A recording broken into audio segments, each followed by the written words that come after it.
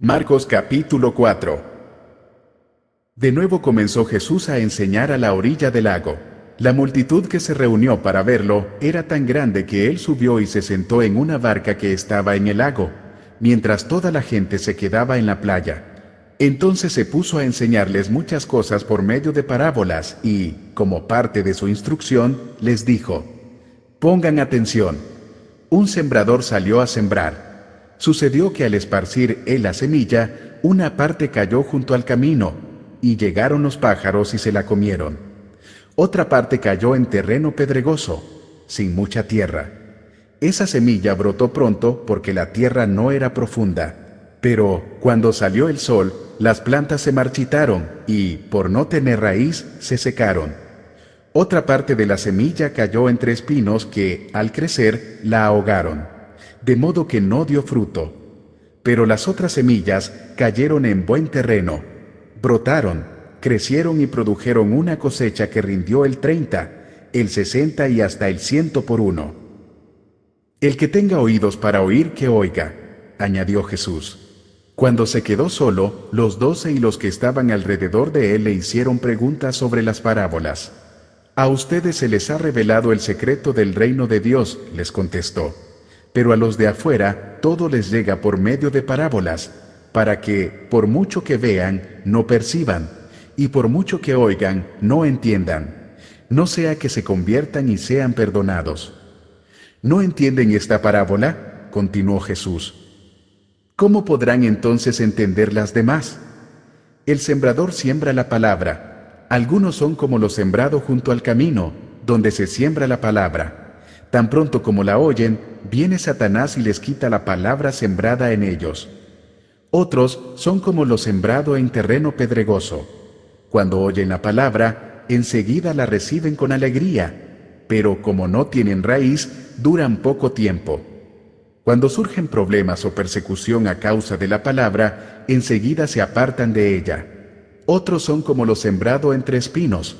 Oyen la palabra, pero las preocupaciones de esta vida, el engaño de las riquezas y muchos otros malos deseos entran hasta ahogar la palabra, de modo que ésta no llega a dar fruto.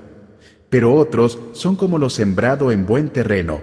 Oyen la palabra, la aceptan y producen una cosecha que rinde el 30, el 60 y hasta el 100 por uno. También les dijo: ¿acaso se trae una lámpara para ponerla debajo de un cajón o debajo de la cama? ¿No es por el contrario para ponerla en una repisa? No hay nada escondido que no esté destinado a descubrirse. Tampoco hay nada oculto que no esté destinado a ser revelado. El que tenga oídos para oír, que oiga. Pongan mucha atención, añadió. Con la medida que midan a otros, se les medirá a ustedes, y aún más se les añadirá. Al que tiene, se le dará más. Al que no tiene, hasta lo poco que tiene se le quitará. Jesús continuó: el reino de Dios se parece a quien esparce semilla en la tierra, sin que éste sepa cómo, y ya sea que duerma o esté despierto, día y noche brota y crece la semilla. La tierra da fruto por sí sola, primero el tallo, luego la espiga, y después el grano lleno en la espiga.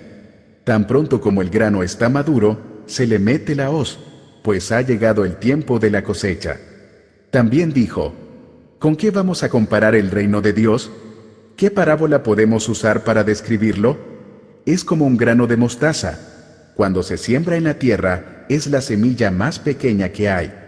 Pero una vez sembrada, crece hasta convertirse en la más grande de las hortalizas, y echa ramas tan grandes que las aves pueden anidar bajo su sombra. Y con muchas parábolas semejantes les enseñaba Jesús la palabra hasta donde podían entender. No les decía nada sin emplear parábolas, pero cuando estaba a solas con sus discípulos, les explicaba todo. Ese día al anochecer les dijo a sus discípulos: crucemos al otro lado. Dejaron a la multitud y se fueron con él en la barca donde estaba. También lo acompañaban otras barcas. Se desató entonces una fuerte tormenta, y las olas azotaban la barca, tanto que ya comenzaba a inundarse. Jesús, mientras tanto, estaba en la popa, durmiendo sobre un cabezal, así que los discípulos lo despertaron.